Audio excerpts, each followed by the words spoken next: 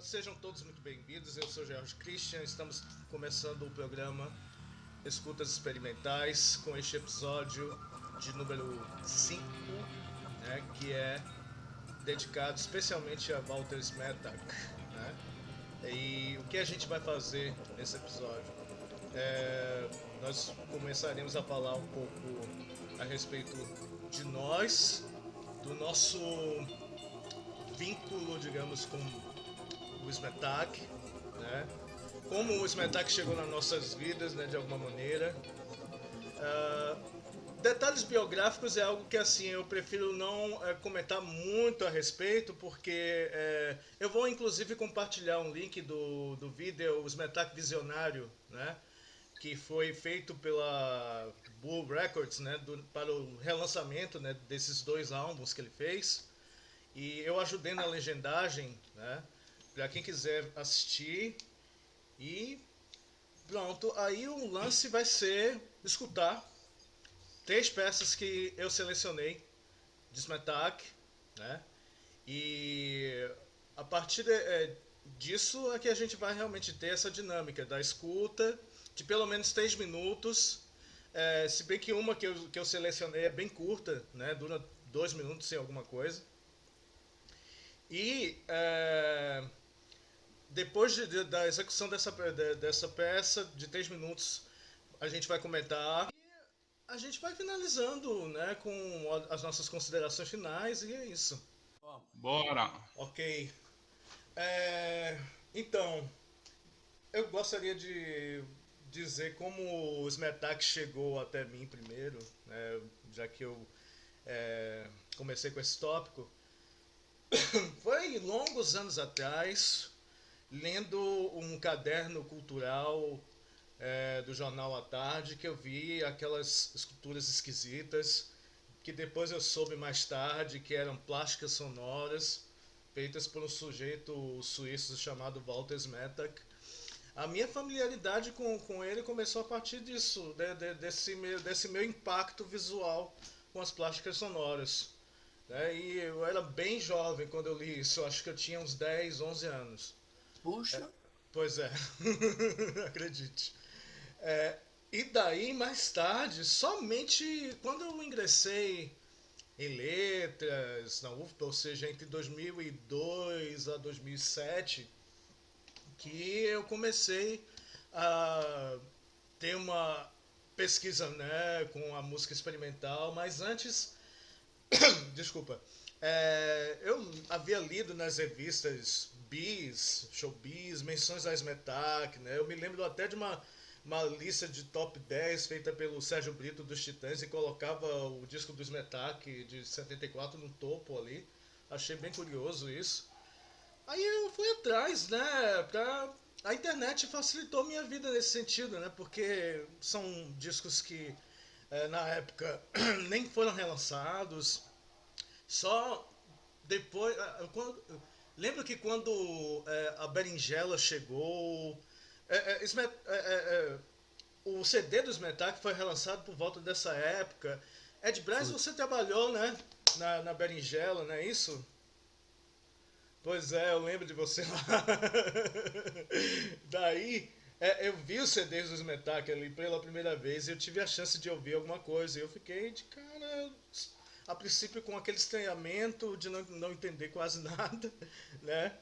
Aí veio a internet, veio essas minhas pesquisas, né, com é, pegando em MP3 mesmo, baixando, ouvindo, reouvindo e percebendo é, o quão instigante, né, a linguagem musical que foi criada por ali. Eu realmente não sabia o quanto aquilo era improvisado, criado no momento, né, mas era. E foi assim que Smetak chegou para mim de alguma maneira. Eu acabei me informando por livros, né? Desde o próprio livro do Smetak ali, o Simbologia dos Instrumentos, né? Eu cheguei a até ler um pouco do Retorno ao Futuro, é, e tive também é, a, a sua dissertação de mestrado, Zé, me ajudou a esclarecer uma porção de coisas sobre como certas sonoridades eram obtidas nos instrumentos do Smetak, né? Sim. E isso me foi clarificante pra caramba, né? Tem até análises que eu me lembro, né, que você fez, né, completas de pelo menos duas peças, né, Música dos É, Mendigos é. e Tendenciosa, que a gente vai tocar hoje, por sinal. É, e daí foi isso. Eu incorporei algumas técnicas de Smetak, né, no meu violão, desde a reafinação, passando por passar a corda no violão, sobre as cordas. Eu creio que em 2013 que eu realmente comecei a entrar de cabeça mesmo, né, entrando de gaiato na Jan Smetak lá no Pelourinho, né? E teve também o concerto Lembrando Smetak, né? Lá na reitoria da UFBA, né? Sim. Pois é. E realmente foi uma jornada sem volta comigo.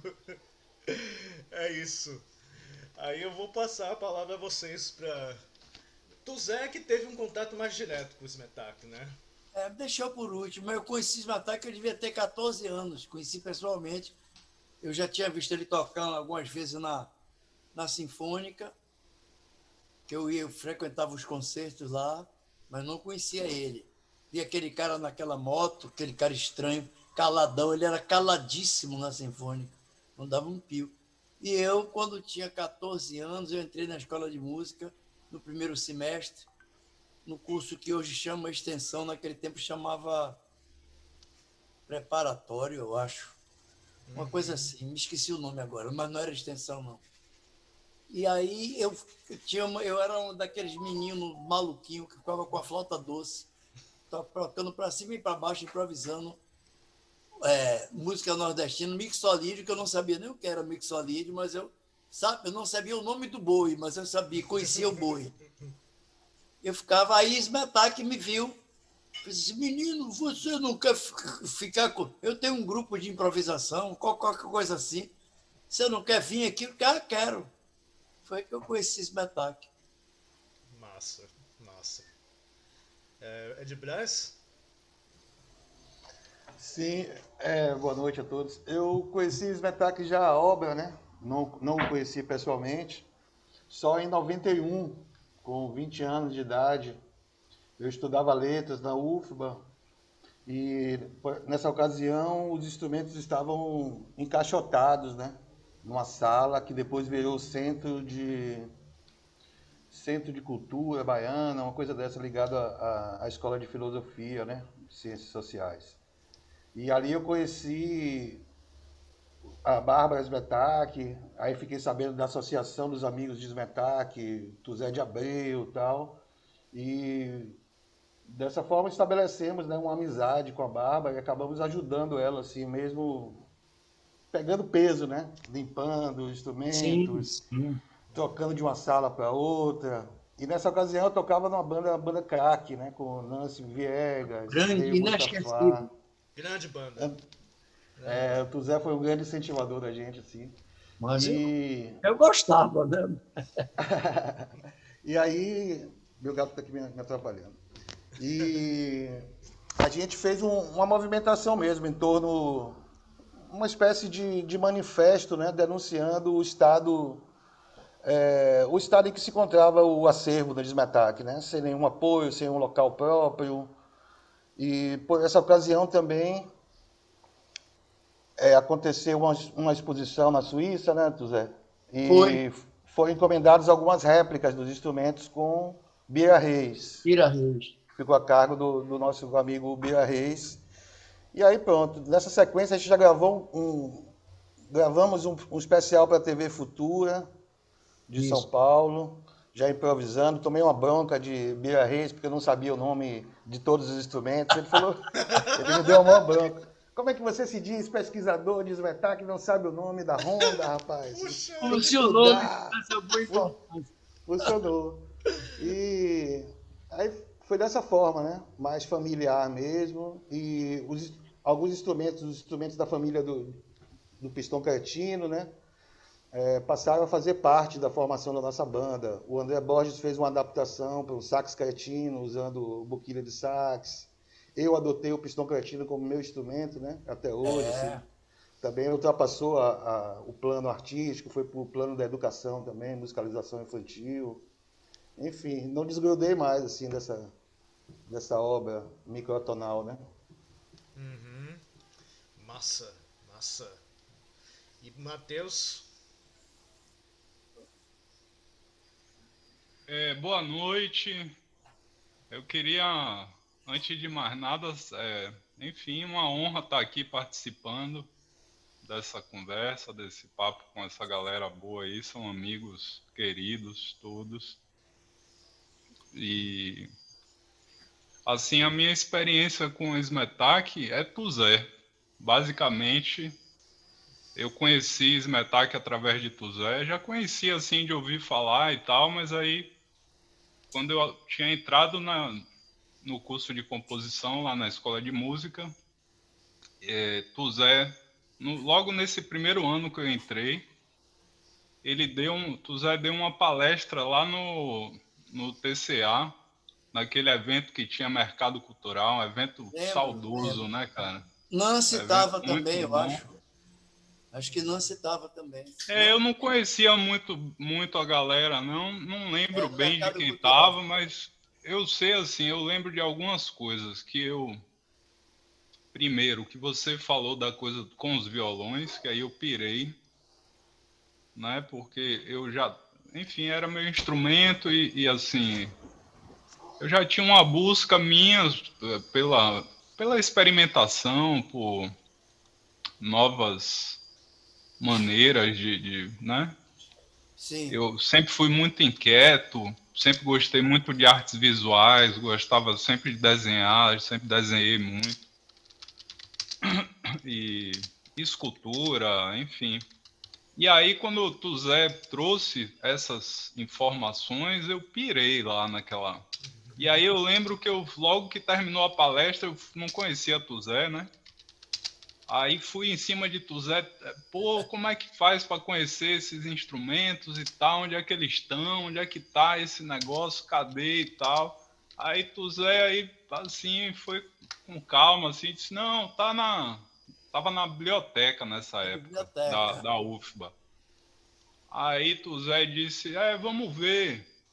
E aí, coincidentemente, por eu estar estudando composição, todo dia de manhã eu encontrava com o Tuzé lá no pátio da escola, porque ele terminava o ensaio da orquestra e eu estava sempre por ali. Aí eu sempre ia encher o saco dele, né? E aí, alguma novidade e tal? Até que eu acho que eu insisti tanto que um dia ele me viu de longe e falou: "Consegui!"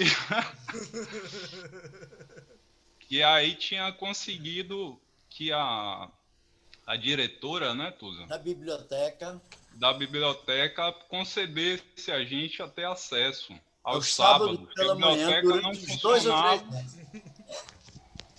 a biblioteca não funcionava dia de sábado. E aí, rapaz, foi uma experiência isso para mim, porque o PAF de Ondina, dia de sábado, era um silêncio total, aquela natureza assim, né, forte Sei como e é. pungente.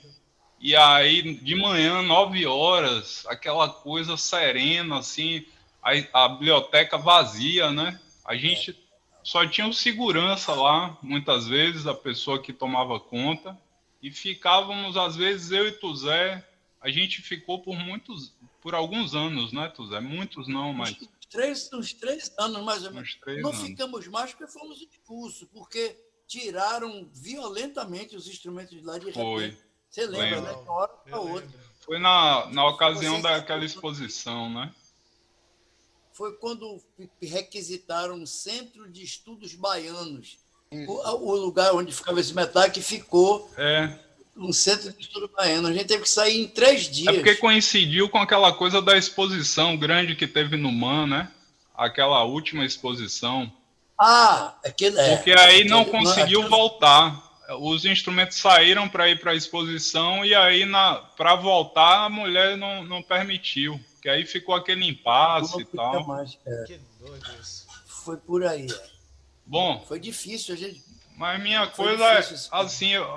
assim, eu queria aproveitar aqui Uhum. porque acho massa a gente falar de Smetak, é uma figura super importante, mas assim, rapaz, Tuzé de Abreu. Tuzé de Abreu Pois é. eu não perco nunca a oportunidade quando eu tenho de poder Rapaz, colocar um pouco, né? Porque eu acho que assim, para mim é uma pessoa super importante que me trouxe eu, A muita gente se coisa, é um sente mestre eu premiado mesmo, com a agradeço, assim, para presença mim, dele né, aqui, meu com mestre. certeza. Com certeza. E é um cara que agradeço tem muito, uma muita gente me experiência ajuda. muito vasta na cultura brasileira, assim. Eu fico brincando sempre, algumas vezes eu já falei isso a ele, que na biografia, na autobiografia de Miles Davis, ele fala que ele atravessou várias fases do jazz, né? Que ele se Sim. considerava a própria história do jazz e tal. Aí assim, pô, a minha referência é Tuzé. Tuzé é uma pessoa que atravessou a história da música muito Uhum. mais amplamente até do que Miles Davis, porque Tuzé foi da Sinfônica, de Riachão a Smetak, passando por Doces Bárbaros e João Sinfônica, quer dizer, Gilberto, estudou com Widmer, conheceu essa Toninho, turma Bossa toda, Nova. Kohreuter, enfim, Lindenberg. A história, todo mundo conhece Tuzé no meio musical brasileiro, assim, e artístico, para Sem além do contar as musical, trilhas mas sonoras que ele fez, né? Pra Meteorango Kid, pra Eu Me Lembro também, né, pô? não, e as É, composições, o Tuzé tem música gravada por Deus e o mundo, né, Tuzé? não Tuzé, muita, assim, cara. rapaz, é realmente Não um muita. prazer cada instante que eu compartilho com você, viu? Ed Olha, eu Braz também gostaria. é um irmão querido, mas, pô, não posso deixar de falar de De Tuzé. jeito. Não, a gente tem quilates aqui. Sem dúvida, sem Representou dúvida. muito essa fala aí também. Me representou muito. É isso aí. Vamos então partir para as escutas. Vamos, por favor. Massa, massa.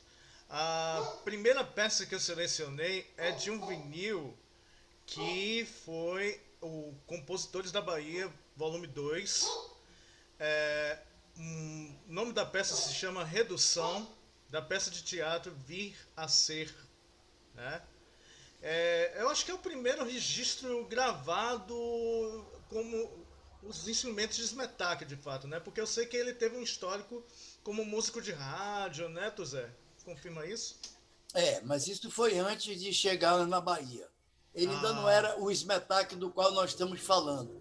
Ele ainda era muito mais um músico erudito que fazia. Agora, depois que ele conheceu o professor José Henrique de Souza, que aí ele ficou 11 anos estudando as iogas todas, os Vedas, com esse professor e uma turma da qual fazia parte Joãozinho 30, que era um jovem bailarino do Municipal do Rio. Aí ele se transformou nessa pessoa que está aí junto de você na fotografia. Porque ele era um cara de paletó e gravata, casado com uma pianista.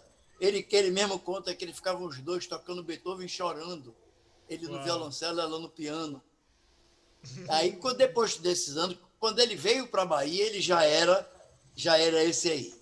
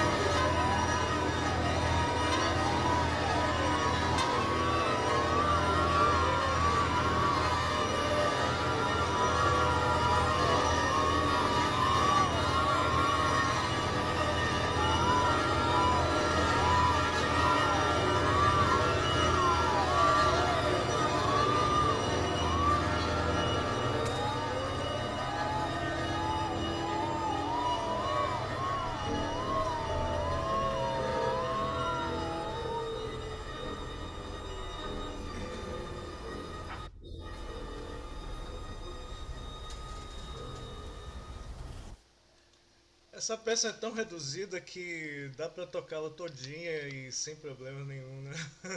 É. De que ano é essa gravação, Jorge? É, o vinil foi lançado em 70, né? Mas eu acho que essa gravação é de 69, não? Eu tenho essa Talvez eu suspeita. esteja, mas eu não lembro, não. Mas é possível que eu esteja nessa orquestra aí. Mas não tenho Vem cá, certeza. é uma dúvida. Sim. Tem uma história de uma música, de uma faixa de participação que ele foi convidado. Que eu não sei se é essa, eu fiquei na dúvida aqui, não sei se tu Zé sabe dessa história, eu não lembro também aonde eu li isso, mas é que ele foi convidado a participar e ele mandou para fazer a edição, né, no estúdio, para fazer a masterização, para criar a master e tal.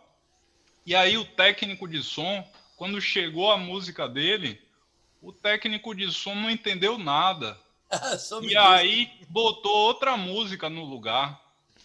Eu soube disso. Você sabe essa história, Tuzé? Eu soube. Botou, Nunca ele mais disse, confirmei. não, ele mandou alguma coisa por engano, é só ruído que tem aqui, isso não é música, não foi a música. Aí escolheu outra música e botou num lugar, rapaz. E botou a master. É um Você dos sabe a discos história? da Não? universidade. É um dos discos da É universidade. um dos discos, por isso eu lembrei, não sei se é desse. Eu acho que é um dos discos, inclusive, do grupo de O compositores, se grupo eu de não me engano. compositores. Sim, sim. E será que o técnico foi o Alcivando Luz?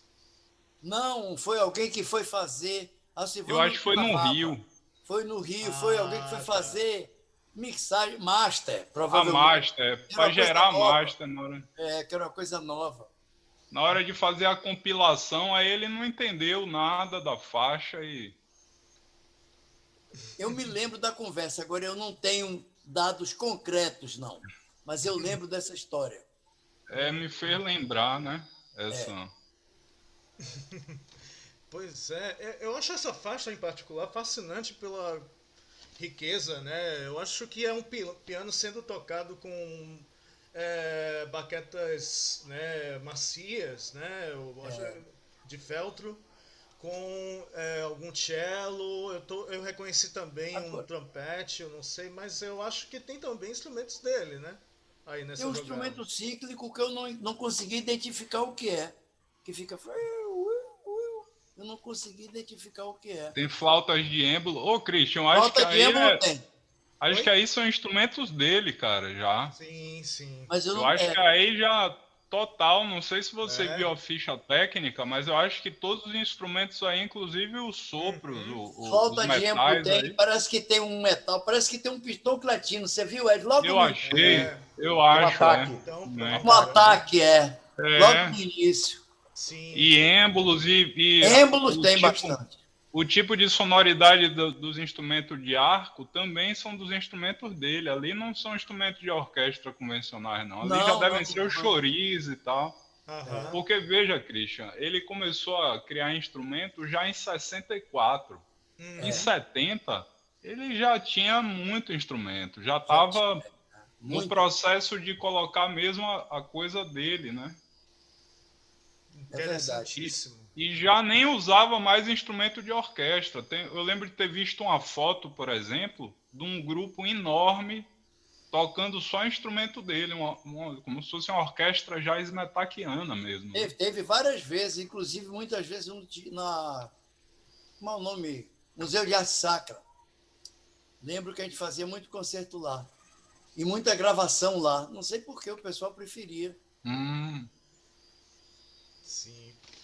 Caramba. Ed Brás. No Man também, Tuzé? No Man.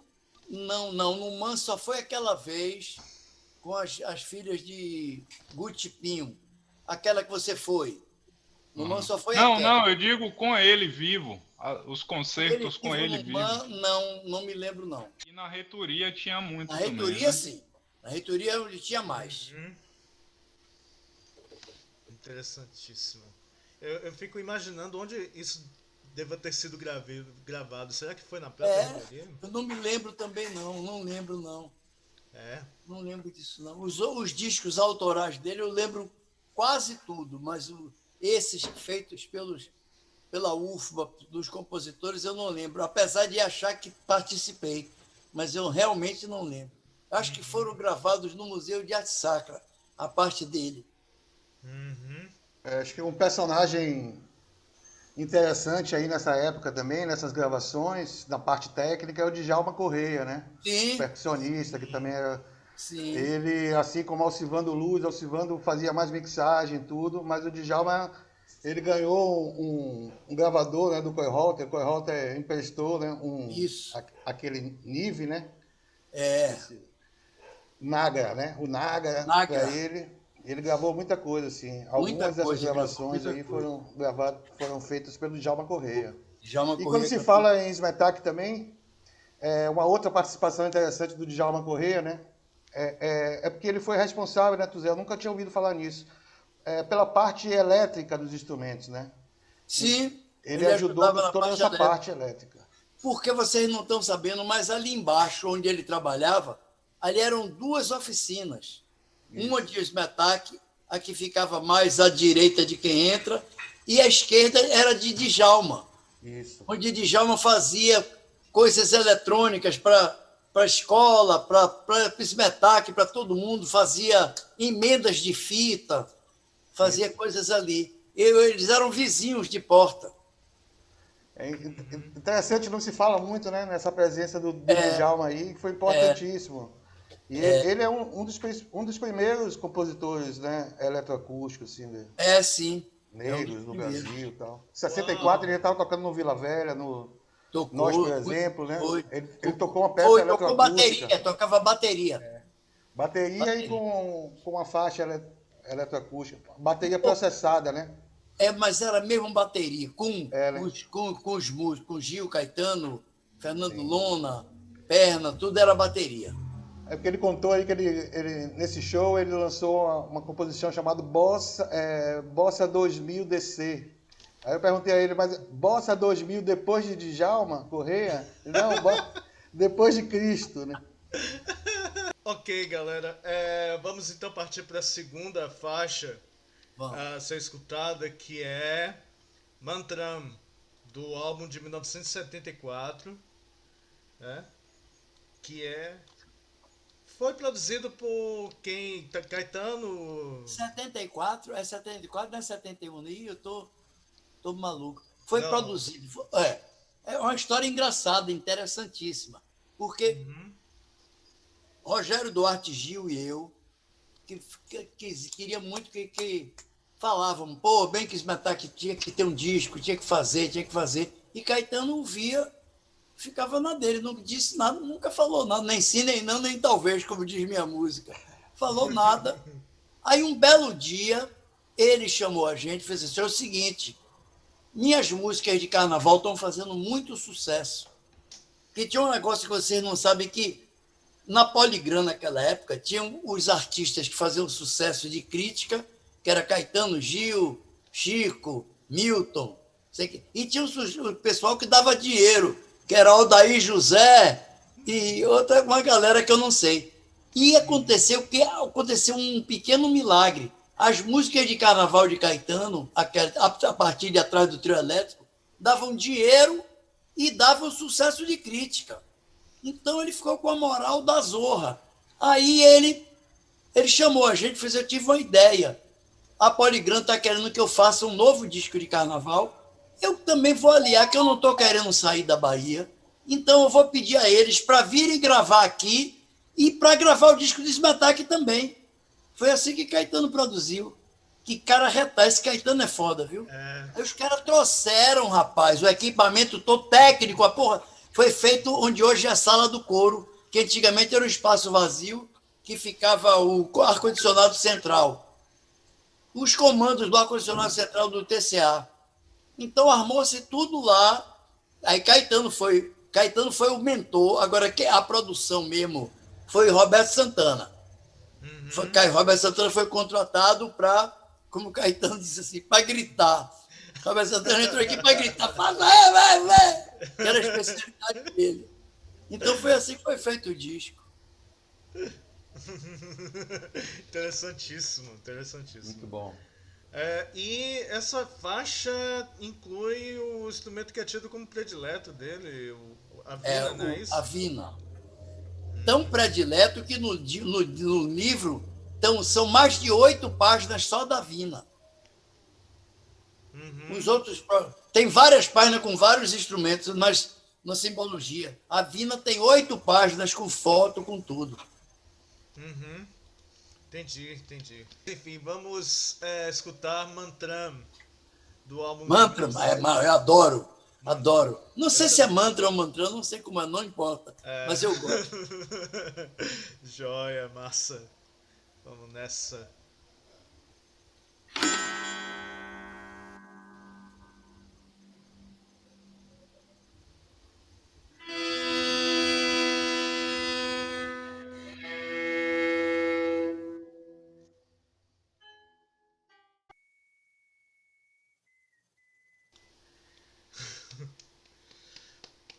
Bom, vou parar por aqui. São 4 minutos de uma peça que dura de 7 minutos e 37. 3 curiosidades sobre essa peça. Só tem um instrumento, um músico e não foi improvisada. Ele já estava tudo na cabeça. Porque a vina é um instrumento de corda, percussão e sopro. Tem um negocinho que sopra, faz uns apitos.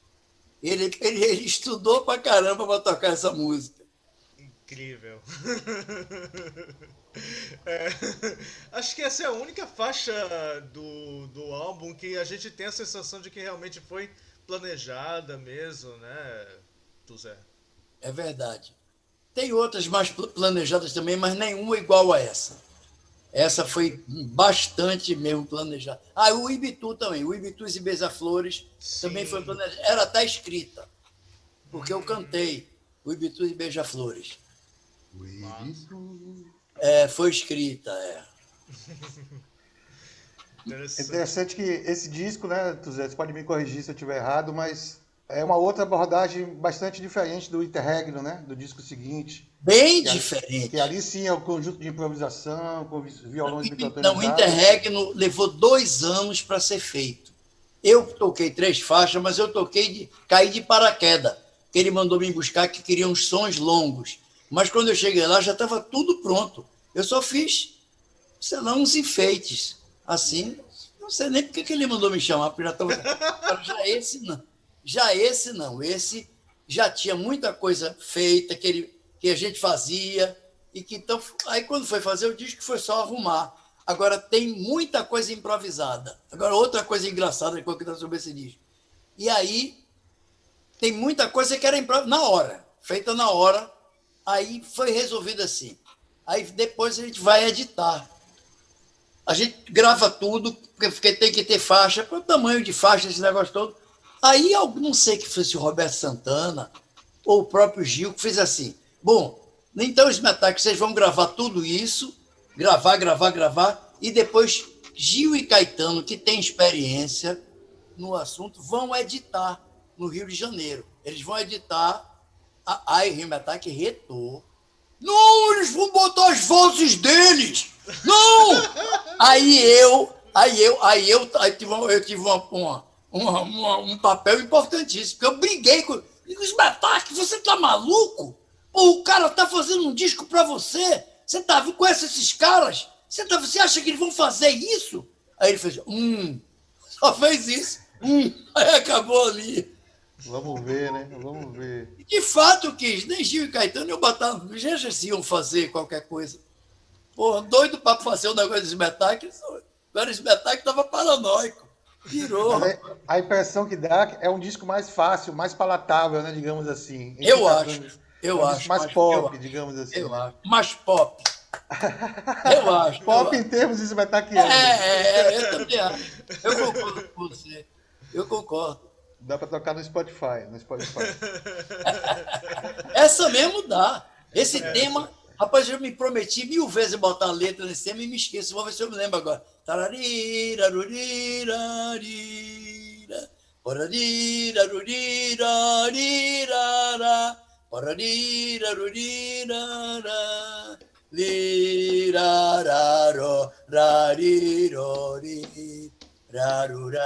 Quem fez uma coisa parecida com isso foi Matheus, na minha música do mestrado, eu tinha um plano para a música. Eu digo, eu vou cortar isso assim, as partes. Mas Matheus fez um solo que dinamitou meus planos. Eu digo, não. Aí vai ser apoiado no solo de Matheus, que parece com esse. Aí, cara, eu mudei os planos rapidamente. Eu fiz uma peça. Vocês não sabem dessa informação, mas eu fiz uma peça para orquestra sinfônica que incluiu o tema de Mantram e se chama Transmantram. Pô, não sabia! Você, quando foi eu tocar, eu toquei, não? Não, Eu não ainda chegou a estava na tocar. orquestra? Não. Não, ela nunca chegou a ser tocada na USUFBA. Nunca. Entendeu? Ah, precisa botar, Jorge, por favor. Sim. Pô, Zé Maurício, o cara tão aberto. Ele tá numa fase boa. Bote para tocar, rapaz. Ah, eu voltarei Boa. sim. Bote. Uhum. Assim, tem até um concurso aberto, inclusive, né? Só que não é o tipo de formação que é contemplado por esse concurso, mas todavia eu quero realmente mandar para o USUFBA. Bota, pô, tem concertos. Você consegue tocar. Já se tocou tanta coisa lá. Por que não vai tocar a sua? Claro que vai. Obrigado pelo estímulo, Zé. Vou realmente. Vai, mas vai mesmo, é sério. Eu acho que é do interesse, você diz, é baseado no trabalho de Svetac, influenciado.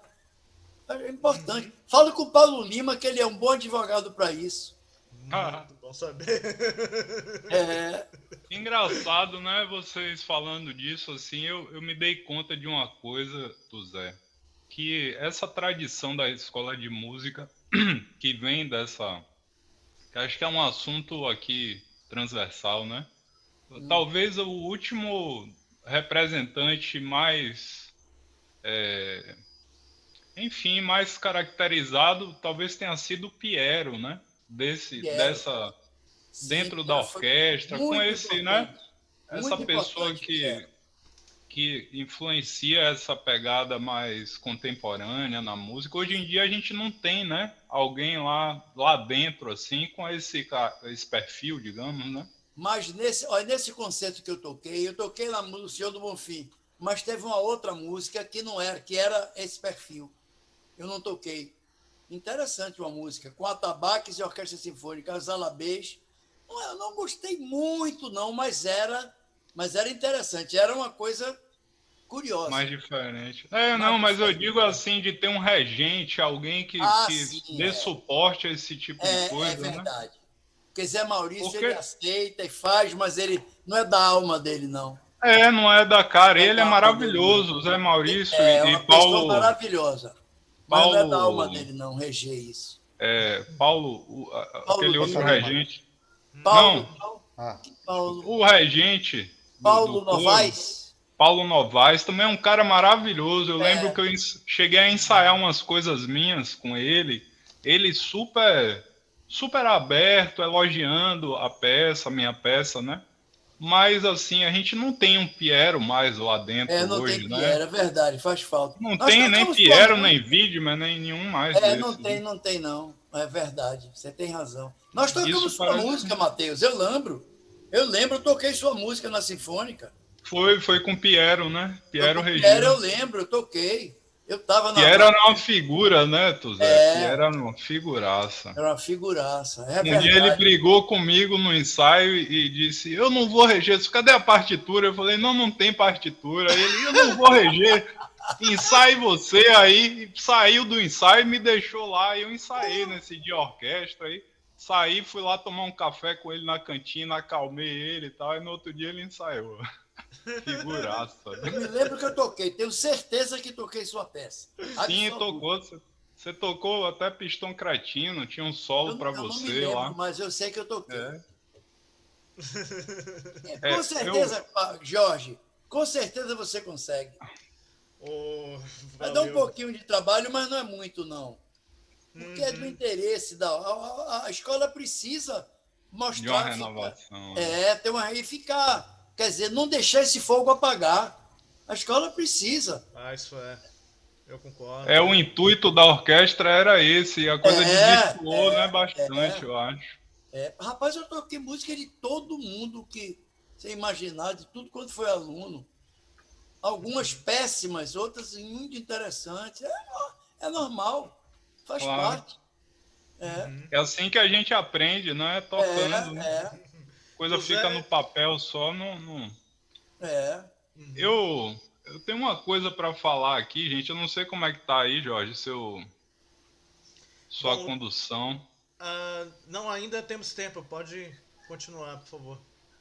Assim, eu queria trazer uma coisa aqui que eu fiquei pensando muito, assim. Sempre Smetak, não sei, provoca a gente, né, rapaz, em alguns aspectos, assim. E eu fiquei pensando muito, assim, no que falar aqui, né? Em uma coisa só, para não perder muito, assim, concentrar a coisa, né? Uhum, Da fala. E aí eu fiquei pensando muito na relação da música experimental, até porque é o tema do seu sim, programa aqui, né? sim. E aí eu fiquei cá me perguntando desde ontem, né? Sobre essa coisa da música experimental e tal. Me remeteu muito ao experimento científico. Sim, Uhum, sim. Me remeteu sim. muito a isso. Inclusive, eu fiquei lendo sobre música experimental ontem e hoje, mas não achei em nenhum lugar essa relação, essa correlação com o experimento científico. Mas é óbvio, E é no óbvio. sentido, inclusive, de que você não sabe o que vai acontecer, né? Você tem uma hipótese, mas é no Sim. experimento que você comprova ou não. E passado o experimento, vira fórmula. Comprovando ou É não, isso ele, a mesmo. partir daquele momento em É isso diante, mesmo. que aí é uma questão mais filosófica, né? Assim, pensando dessas Isso fronteiras da concordo definição. 100%. Isso é. Concordo E 100%. de alguma maneira Smetak falava disso, né? As velhas fórmulas Falava, as faculdades, né? você, As velhas faculdades. vocês viram, eu fiz um trabalho, fui convidado por Heitor, um negócio que eles fizeram em Jusce. Vocês conheceram Jusce? Sim, Aquela mulher, sim. aquela baiana que mora no México. Esse Reis, Ela conheço. estuda isso. Ela é teórica, ela não toca porra nenhuma, mas ela é teórica. Frequenta os. Ed Braz deve saber que Ed Braz é Sim, já desse trabalhamos ramo. juntos, já fui 2 vezes para lá com ela, então, Chicago, Cidade Tá do México. vendo? Pois é. Então ela falou de música. O nome que está se usando agora nem é mais música experimental, é música híbrida. Estão fusando. Mas o que eu ia falar uma outra coisa, o que Eu era? acho Ah, interessantíssimo. sim, é híbrida. E Interessante aí, mesmo. sim, aí teve um negócio chamado quadrondo, aonde Uru, Heitor e eu tivemos que tocar 12 quadros, 12 figuras de artes plásticas. A gente teve que tocar, um negócio de computador live, né? Não foi ao vivo. A gente gravou, a gente ganhou dinheiro, porque foi um projeto dela. Projeto lá, a gente ganhou 800 pau. E aí eu falei. Aí, assim, aí cada um teve que fazer uma coisa individual. Eu não fiz música, não fiz som. Eu fiz um papo muito doido que eu queria achar, mas não achei mais. E entre as coisas que eu botava, eu falei assim: não interessa, o que interessa não eu não me lembro como foi, não. Pô, devia ter trazido aqui. Forma nova. O que interessa é forma nova. Vamos fazer forma nova. Aí falava um bocado de maluquice, mudava o óculos de lugar. Aí depois assim, mas mais do que isso é a libertação da forma. Não mais forma nova, libertação da forma. Sem forma. Acabou a forma. E mais do que a música é o que chega, não é o que sai da fonte sonora, não, é o que chega na cabeça. O efeito da música vem depois. Aí no fim fez assim, e mais do que isso tudo, são as excelsas forças que ficam flutuando por aí, que a gente deve captar e ficar. Eu Muito entrei bom, nessa viagem. muito bom. É uma coisa que a gente vem discutindo bastante, essa coisa de não considerar o experimental como um gênero, né? Largar essa ideia de lado. A gente fala em práticas experimentais muitas vezes, né? Daí talvez ela tenha falado desse hibridismo, mas a gente tem batido muito nisso ultimamente, né? Porque é como vocês falaram, Muito. senão vira uma fórmula mesmo, vira um gênero, né? E não é o Exatamente. caso. Exatamente. Agora é interessante. Exatamente. E ela falou, Não, pode falar. diga. Não, quando você fala das formas Não, das ela falou. Célsias, né?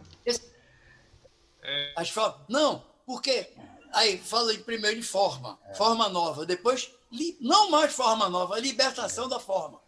Sem forma. O que é sem forma? São as forças que estão flutuando aí. Ontem mesmo o Grace estava me falando assim. Eu ouvi falar que a Terra é cercada de ondas de rádio. O que é isso? Eu digo, são ondas. A gente é cercado de Campos magnetismo, ondas. eletromagnéticos. É só você ter o captador que você capta. Então, as energias estão aí, nas excelsas camadas cósmicas, ou sei lá, ou dentro da gente também. Pode não ser só fora, pode ser dentro também. Isso que a gente Total. vai estar. Agora, voltando a falar de Jusce, o que eu acho legal nela é que a gente, de algum modo, bem ou mal, a gente toca, faz qualquer coisa, merda ou bom. E ela não. Ela vai às conferências, viaja, teve na Europa, não sei o quê, para os qual é o nome? Seminários, debates, simpósios, e fica captando as ideias. Por isso que ela lançou. Essa ideia de hibridismo não é coisa dela, não. É a tendência. Os experimentalistas, entre aspas, sei lá, já convencionaram em chamar isso de hibridismo. Não é mais como experimental. Legal. Agora, a gente está brincando, mas um experimentalista essencial mesmo é Ed Braz.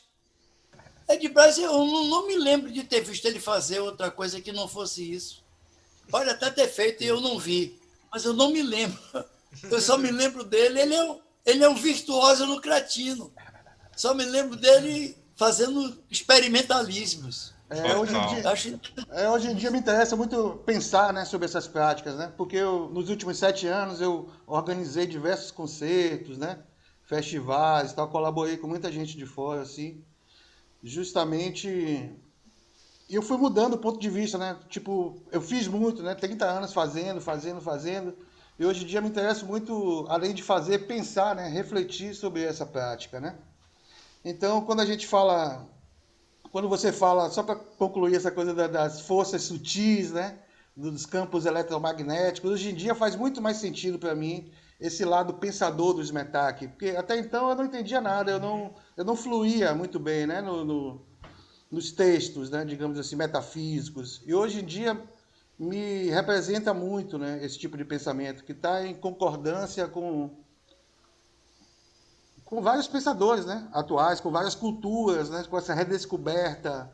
Hoje se fala muito num pós-colonialismo ou um contracolonialismo, né, para usar um termo brasileiro assim, que é uma espécie de revisão histórica dessas vanguardas, né? E a gente vai descobrindo que além da música concreta, com Pierre Schaeffer na França, existia um músico no Egito fazendo a mesma coisa, né? Hoje quando se fala de, enfim, né? Temos vários exemplos assim, né? Essa representatividade de várias outras culturas, né? A cultura indiana, as várias tradições, né? Eu acho que Smetak já falava disso há muito tempo atrás, né? Então ele estava certo em não se dizer um compositor contemporâneo, né? Porque eu acho que a contemporaneidade dele está se dando agora, né?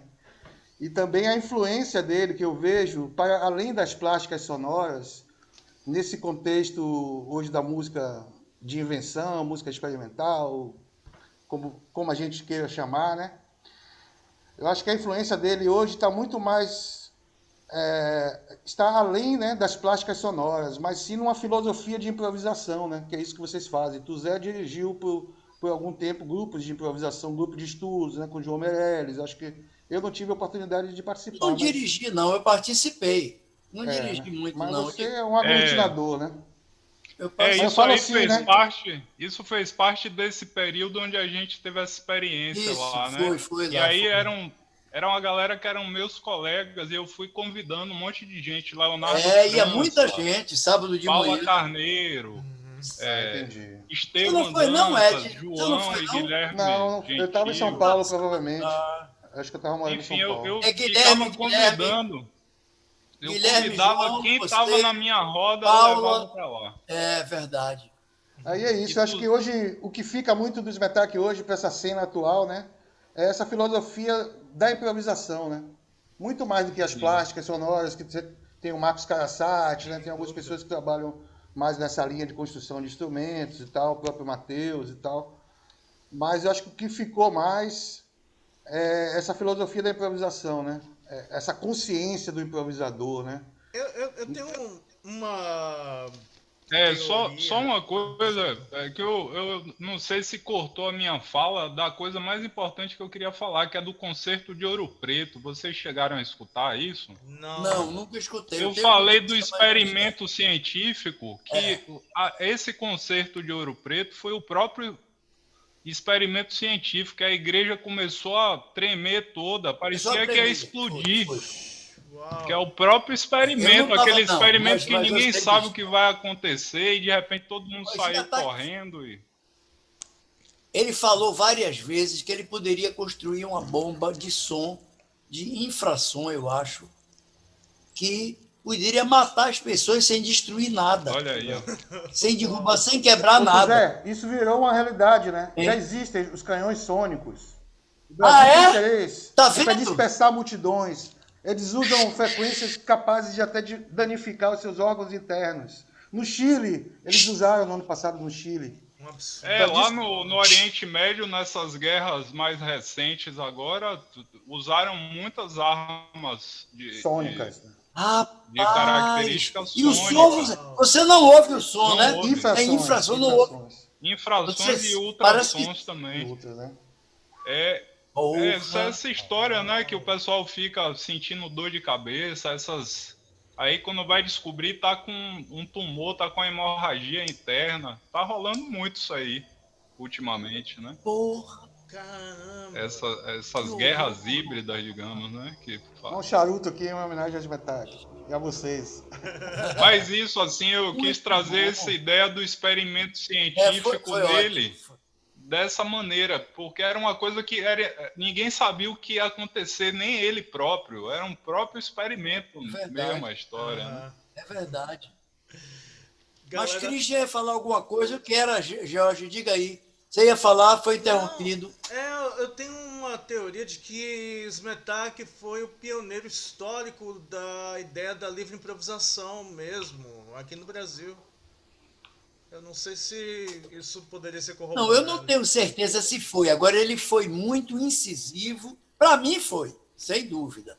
Mas eu acho que talvez tenha tido por aí, os caras de São Paulo agora, ele foi muito claro. Agora, recentemente, eu acho que eu mandei para vocês um negócio até meio chato, longo e chato, mas que tem coisas legais.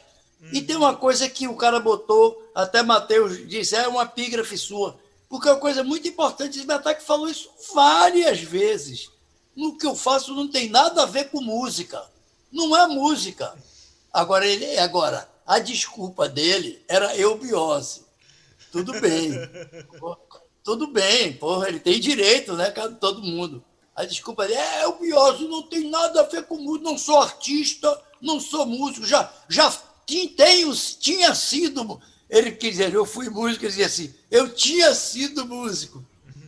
Ele errava português, mas não admitia. Fez, eu tinha sido músico, mas agora não, é fazer eubiose, é só para aumentar. Tem uma coisa para contar a vocês, que tem na minha dissertação, mas que eu gosto de dizer isso. Ele dizia assim, o que eu faço é para aumentar a consciência. Eu era garoto, jovem, né? Eu digo, porra, que legal, rapaz. Eu estou aqui, estou aumentando minha consciência. E depois que ele morreu, depois minha ficha caiu. Eu digo, porra, qualquer coisa honesta que você faz, varrer rua, fazer uma operação, neurocirurgia, tocar flauta, qualquer coisa honesta que você faz é para aumentar a consciência. Qualquer coisa que você faz direito, com pureza, sem ser para 171, sem ser para enganar ninguém, você está aumentando a coisa. Não precisa ser eubiose, nem ser católico, nem ser porra nenhuma. Mas na época eu achava que a eubiose que ia aumentar a minha consciência. Ótimo. Pronto, galera, vamos para a terceira parte desse dia maravilhosamente rico. né, de debates, de reflexões, de escutas, né, e eu acho que o grande propósito é esse mesmo, né. Vamos então para Tendenciosa, do álbum Boa. Interregnum. É a faixa de abertura, né? E que é tocada pelo violão de microtons. Me conta aí sobre esse violão de microtons, Zé, por favor. Esse grupo de violão de microfones foi o melhor de todos.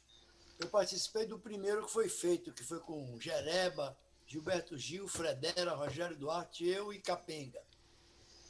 Mas o nosso durou 1 ou 2 meses num verão. Mas esse daí durou 2 anos. Esse tinha Thomas Grussmacher, Baltazar, Sarkis, Elcio Sá. 6, né? Estão faltando 2. Hans Ludwig, um alemão que estudava lá, e está faltando um, que agora eu não estou lembrado. E eles levaram 2 anos trabalhando com o Smetak e com eles tinha, além do violão de microfone, tinha um órgão que o Smetak comprou, ou ganhou, ele ganhou na coisa lá, mas um órgão legal.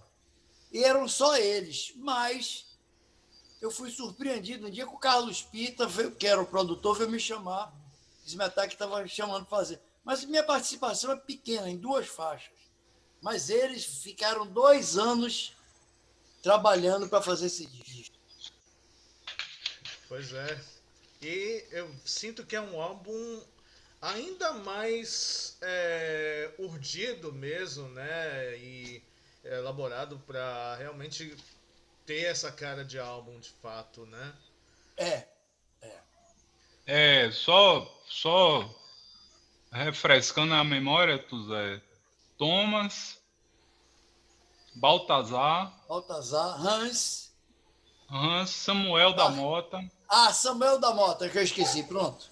Completou. Elcio e Sarkis. Isso, eu tinha esquecido Samuel da Mota. Joia. Vamos então de Tendenciosa. Pelo menos 4 minutos dela.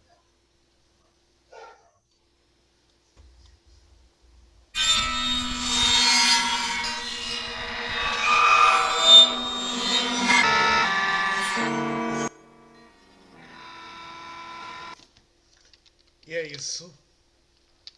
Beleza. É formidável, cara. Eu fico de cara porque ele, assim, é um som futuro mesmo. A gente sente uma sensação de futuro nessa peça muito grande. Né? Pô, e com instrumentos que são acusticamente, né, construídos, né? O único instrumento de fato elétrico, eletrônico é o órgão, né? É isso? Muito. Mas além do violão de microtom, teve algum outro instrumento? Não, nessa faixa não. Só os violões de microtom e o teclado. E o órgão. Uau. Só. Mais nada. Eu tenho uma... Diga. Não, um depoimento sobre essa música interessante, porque eu lembro quando eu estava estudando composição, tinha uma disciplina lá de análise, né? Leme. Claro. E a última disciplina, o último ano que eu fiz de Leme foi com Pedro Croja, que é um cara muito ligado à música eletrônica e tal, da escola de música, né? Uhum. E na turma, meus colegas eram o pessoal do Oca, Paulo Rios, enfim, aqueles meninos do Oca, né? E aí eu lembro que eu toquei essa faixa e aí ficou todo mundo me dizendo assim, não, mas isso daí ele fez reverse, ele usou efeito e não sei o quê. E eu teimando, dizendo, não, rapaz, isso é o violão tocado com arco e tal. Na época eu não tinha ainda a prática do violão tocado com arco e tal, mas eu já sabia disso, né? Mas, rapaz, ninguém acreditou. Foram 2 situações que eu vivi assim na escola. Posteriormente, fazendo mestrado, eu mostrei algumas gravações do violão eólico, violão tocado pelo vento, gravações de Smetak, né? Posteriormente, eu também venho fazendo experiências com os violões eólicos. Aí teve um professor, não vou nem falar o nome aqui para não pegar mal. Rapaz, o cara foi me dizer, não, isso daí é uma farsa, Isso daí ele ficou mexendo no microfone para gerar microfonia e não sei o quê. E eu falando, não, rapaz, isso é o som do vento tocando nas cordas e tal, e vai gerando harmônico, é isso mesmo. Não, isso não pode. Rapaz, é interessante, né? Como isso que Christian fala. É uma coisa tão futurística que as pessoas não conseguem conceber que aquilo realmente é possível, né? Verdade. Até hoje, quando eu mostro o som do violão tocado pelo vento, todo mundo se espanta, quem não conhece, né? Diz, rapaz... Primeira vez que eu vi, eu não acreditei, não, também. Mas como eu já conhecia Smetak, aí... A primeira vez que eu vi, Tuzé, foi você que colocou nessa palestra aí, e eu não escutava. Eu não entendia que isso era o violão. Sabe aquela história dos indígenas quando viam as caravelas chegando e não viam nada? Exatamente. É o que acontecia comigo, cara. Quando eu vi a primeira vez, eu senti isso. Eu digo, não, isso deve ter um coro aí, tem alguém cantando. Aí depois eu vi que era mesmo. É interessante também, é uma música muito visual, né? Você vai viajando assim, numa coisa cósmica e tal. E como ele antecipa muitas categorias assim que hoje são mais normais assim no nosso meio, né? Técnicas expandidas, né? Técnicas estendidas, né? Coisa de tocar com arco e coisa e tal. Verdade. É maravilhoso assim. Uma coisa que eu fico intrigado é saber como se deu o planejamento, né, para essa peça. Bom, isso aí eu não sei lhe dizer. Agora, eu vi muito ela porque eu fiz uma análise dessa música para o mestrado. E o único jeito que eu achei foi por tempo. Os primeiros 5 segundos acontece isso. Segundo, isso. Minha análise foi essa. Não tive outro caminho. Tem um adendo aí sobre essa questão do planejamento, Jorge, é que Smetak ele tinha uma regência muito atuante durante as improvisações. Verdade. Tem umas imagens, né? Tem umas imagens lembro, do grupo de uma improvisação que ele fica em cima. Fica em aí, cima da galera, manda calar a boca, para! Pula, dava pulos. Toca, você toca. Isso, verdade. Ele controlava a coisa, né? Eu passei por isso muitas vezes. Ele compunha a regenda, então, né? Muitas vezes. Agora, esse daí eu não sei, eu não vi, eu já peguei pronto. Agora eu sei que todas as músicas desse disco são mais ou menos do mesmo nível de futuro, de complexidade. Eu não sei se a palavra certa é complexidade, mas você sente que tem uma mente, tem uma coisa séria, uma coisa pré-feita, né? Uhum. Perfeita. Precursora. Ele jogou a semente aí nesse álbum de uma forma espetacular, sem dúvida. Sem dúvida. No livro que o Miguel Migraciello lançou, né, Tuzé, que nós tocamos lá no lançamento, reúne alguns textos inéditos e me interessa muito essa parte teórica sobre a improvisação, né, como eu falei mais cedo aqui. Ele tem várias ideias. O improvisador, o cara começa a improvisar quando sai de casa, né? Não é na hora que chega lá no local. Você começa essa coisa também de experimentar na vida, né? Como o Elliot Sica falava, né? A vida como ser experimental na vida. E ele falava isso em relação à improvisação, né? Você já está improvisando quando você sai de casa, no caminho, no ônibus, no seu carro. Vou tentar ver aqui se eu tenho... Na minha dissertação tem uma parte só de improvisação. Ok. Improvisação. Improvisação é um dos temas mais importantes de Smetak. É um dos assuntos sobre os quais mais praticou e escreveu a partir do final dos anos de 1960. Há uma apostila dele sobre improvisação criada e utilizada enquanto ministrou a matéria, porque ele foi professor oficial de improvisação na escola de... Aliás, essa matéria foi criada para ele, por Wiedemann. No tirocínio do mestrado, ministrei por um semestre a matéria improvisação experimental, que justamente é a matéria dele. Porque você sabe que você fez mestrado, a gente tem que ser professor durante um semestre. Eu Sim, ministrei verdade. improvisação experimental. Aham. Excelentes alunos. Tendo sido a apostila de Smetak um dos textos usados. A experiência adquirida nas muitas improvisações feitas com ele está sempre presente na minha prática musical de alguma maneira. Na oficina de trabalhos que utilizou por mais tempo, no porão da escola de música, havia um cartaz de cartolina pendurado na parede, cuja parte de baixo ficava enrolada para cima. Lia-se nele: a improvisação é irmã do imprevisto. Portanto, na parte que ficava oculta, devido ao enrolamento, estava escrito a palavra previsto. Portanto, se alguém desenrolasse e visse todo o cartaz, leria: a improvisação é irmã do imprevisto previsto. Mas você teria que ter a curiosidade de desenrolar o cartaz. E esse previsto já é uma pequena faísca da cosmologia que vem lá adiante. Uhum.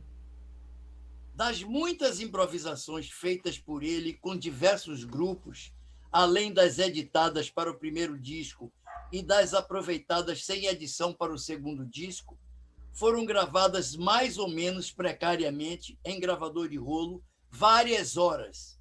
Infelizmente, grande parte dessas fitas se estragou. Mesmo assim, foram recuperadas cerca de 40 horas de gravação e passadas para CDs na Suíça. Bárbara, sua filha mais velha, e a pessoa que mais cuida de sua memória, tem cópias dos CDs com estas 40 horas de gravação aproveitadas. Nunca é demais lembrar a grande importância que tinha a improvisação para a composição de Smetak. Como vimos acima, as suas partituras pedem mais improvisação que convenção. A peça que fiz para este mestrado, em 3 movimentos, foi composta a partir de improvisações, como era o método mais usual do compor smetakiano. Veremos a seguir vários pensamentos dele sobre a improvisação, alguns deles paradoxais, como de costume. Aí eu chamo as pérolas. Eu tirei pensamentos dele de vários livros e comentei. Então, primeiro, a improvisação, no fundo, é uma meditação. Aí, meu comentário. Esta talvez seja, em termos de conceito, o mais importante, talvez seja, em termos de conceito, o mais importante pensamento sobre improvisação. Como a quase totalidade da improvisação smetakiana é coletiva, embora com momentos solo, trata-se de uma meditação coletiva, portanto, em princípio, mais difícil que a individual. A busca constante de sintonia entre os participantes é essencial. Ouvirem-se uns aos outros com a maior atenção possível é básico para os diálogos, os contrapontos, os coros. Também é importante perceber os momentos onde pode haver destaque de cada um. A improvisação sempre almeja transcender para servir à expansão da consciência, aquele velho papo que tivemos ontem. Naturalmente, apenas uma minoria delas atinge o objetivo. E aí eu vou fazer outro parêntese. Eu costumo dizer que para você achar ouro e diamante, você mexe com toneladas de terra para achar um negocinho desse tamanho. Então é a mesma coisa, é semelhante. Você tem que mexer com a terra, tem que botar a mão na terra e ir tirando terra até achar uma pedrinha, um diamante, um ouro, etc. Atinge o objetivo, o que de modo algum invalida a maioria. A vida é construída assim. Improviso meditativo, outro pensamento dele. Improviso meditativo e dançante.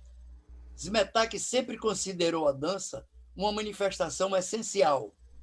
Algumas vezes o vi dançar como parte da improvisação. E eu também já dancei como parte da improvisação. Certa vez ele compôs uma peça chamada Antibarba, onde eu entrava tocando a biflauta na reitoria e dançando como um fauno pelo corredor central da reitoria da UFBA. Era o início da peça. Dançando como um fauno pelo corredor central da reitoria da UFBA. Ele criou 4 peças para a dança: A Corrente, Aquas, Dos Mendigos e A Sarabanda. As 3 últimas foram gravadas no seu primeiro disco, sendo a última baseada na composição homônima daquele que ele chamava de meu amigo Joseba, João Sebastião Bach. Foi o único músico que ele não renegou. Para ele, Beethoven, Mozart, Haydn, todos esses já era, mas João Sebastião Bach, para ele, era uma coisa central na vida, era quase que divino, praticamente. A entidade... Ele chamava meu amigo Joseba. Tinha um retrato de João Sebastião Bach no lugar onde a gente ensaiava. Meu amigo Joseba. Uma peça dele para a dança foi coreografada por ele mesmo e apresentada no Teatro Castro Alves. Lembro que algumas dançarinas, vestidas em espécie de sacos marrons, representavam pedaços de cocô. Uau!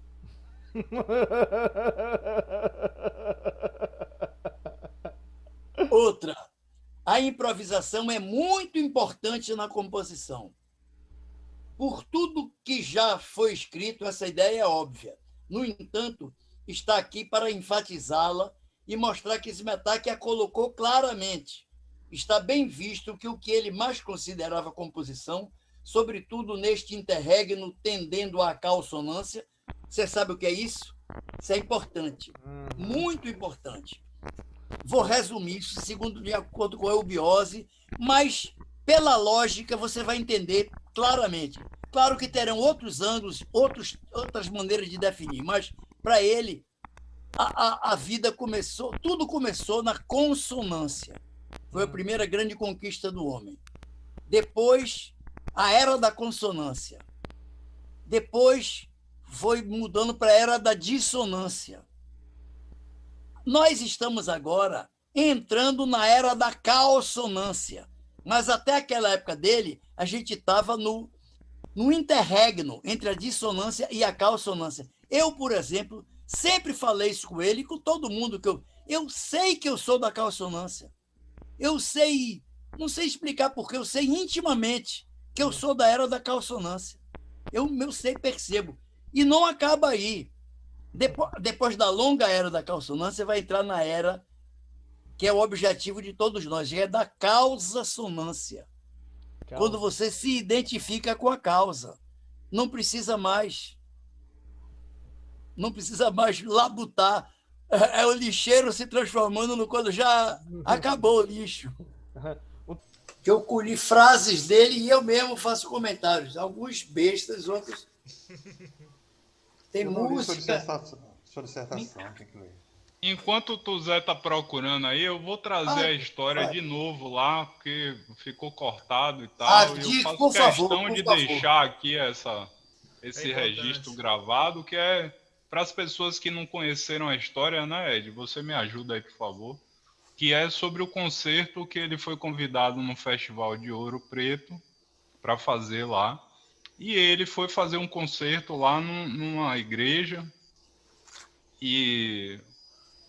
Inclusive, tinham pessoas conhecidas na plateia e tal. Não lembro exatamente quem era, me foge a memória agora. Porque Lindenberg ia sempre nesse festival. Então.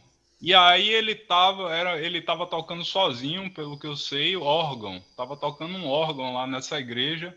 E aí, segundo a história que eu soube, ele fez um determinado momento no concerto, ele fez um acorde com uns 10 dedos. No órgão, né? E sustentou aquilo e tal.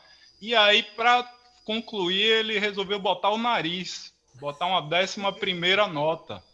E aí aquilo gerou uma reverberação tão forte e uma realimentação, né? Uma microfonia, que a igreja começou toda a saculejar. E aí saiu todo mundo correndo da igreja e tal.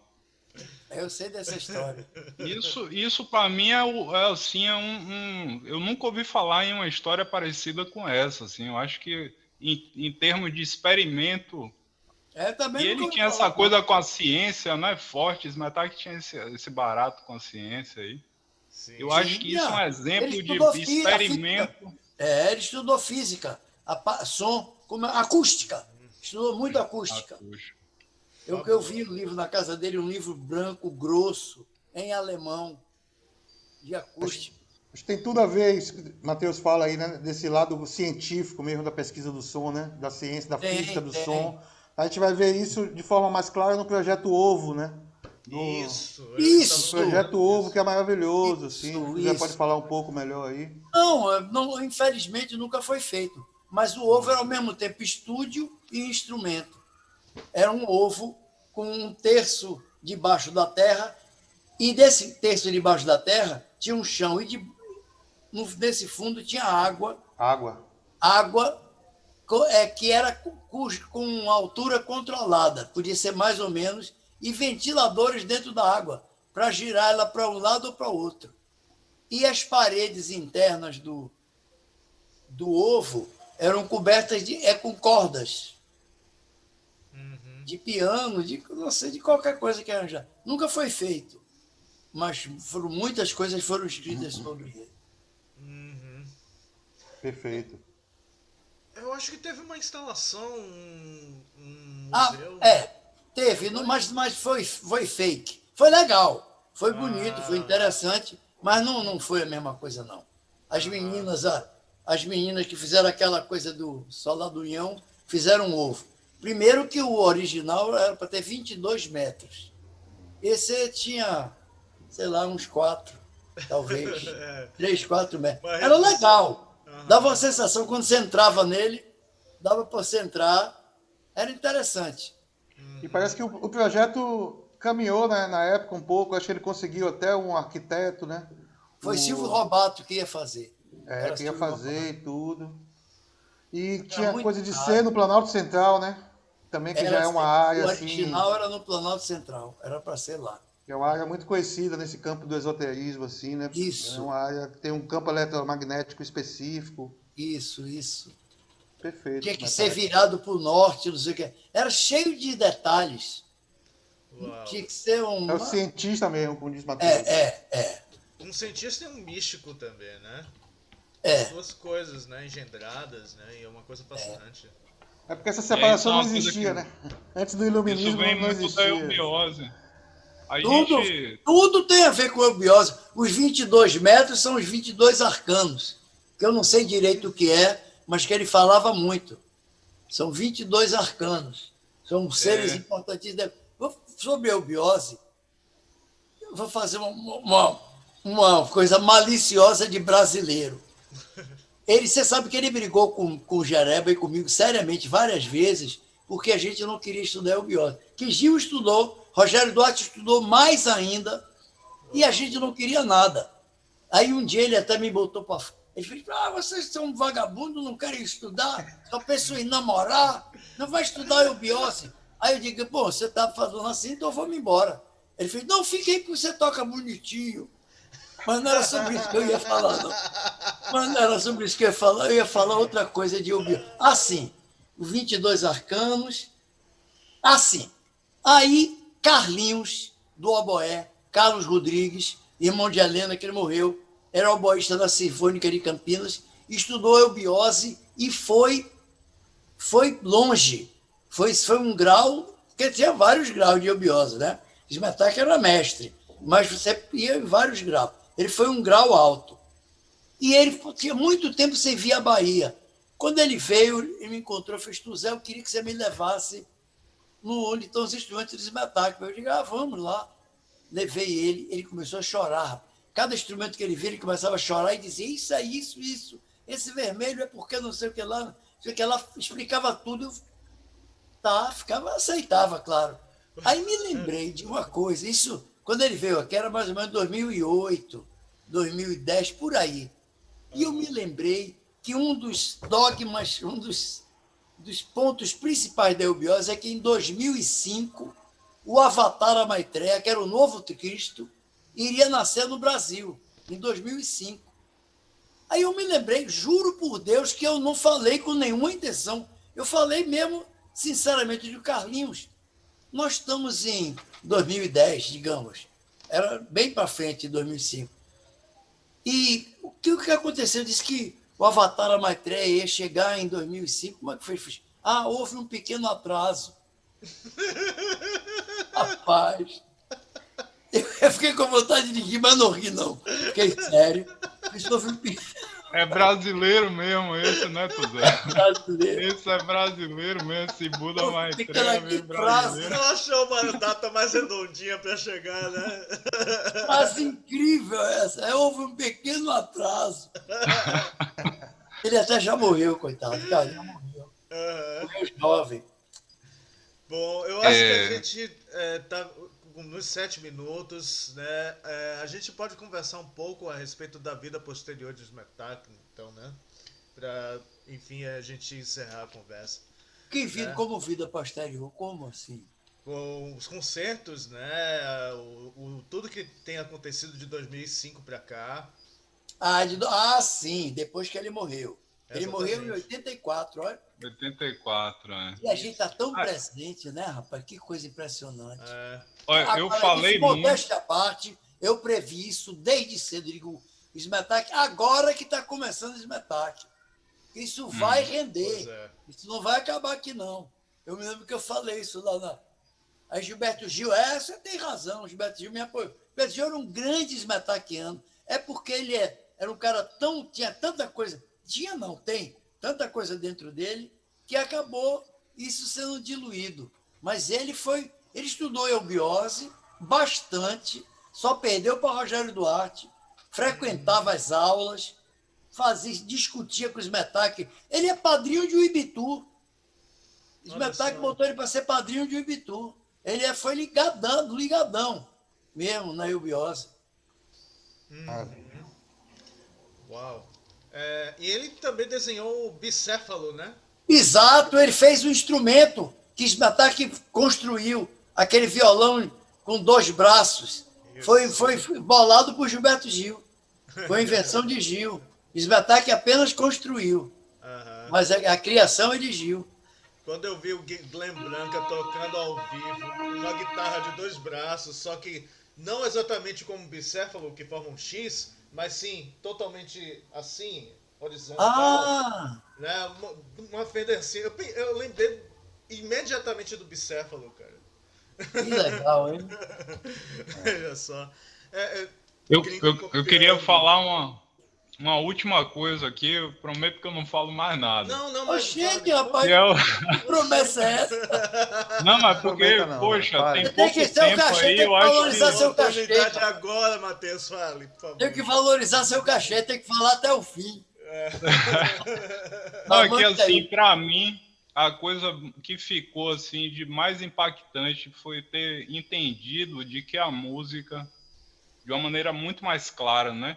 Que a música e a arte de uma maneira geral, mas a música e o som tem um poder transformador muito profundo. Assim, essa ideia de que a arte imita a vida, isso para mim caiu por terra depois de Smetak. O que ficou de mais forte para mim assim da minha relação aí com o Tuzé, enfim, da pesquisa, é isso, é o poder de transformação que a arte tem no ser humano, sabe?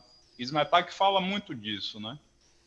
Não só Smetak, os sábios hindus, Platão, enfim, aí a gente vai para muitos lugares, mas Fabuloso. essa consciência do poder da música e da nossa responsabilidade que lidamos com a matéria do som, né? É muito, a gente tem uma responsabilidade muito grande nesse sentido, assim, né? É Você isso aí. falou da arte.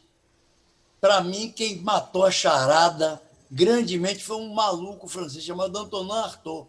Não sei se vocês conheceram, que ator, E dramaturgo. escritor e morreu internado em manicômio. Ele disse assim: É, a arte não imita a vida. A vida é que imita alguma coisa com a qual a arte procura nos pôr em contato. bem por aí. Demais. Eu acho isso sensacional, acho o máximo. Eu sinto isso, sinto que isso é verdade. Exatamente. Acho que. Acho que Uau. tem algumas. Pode falar, Jorge, desculpa. Não, manda ver, Ed, por favor.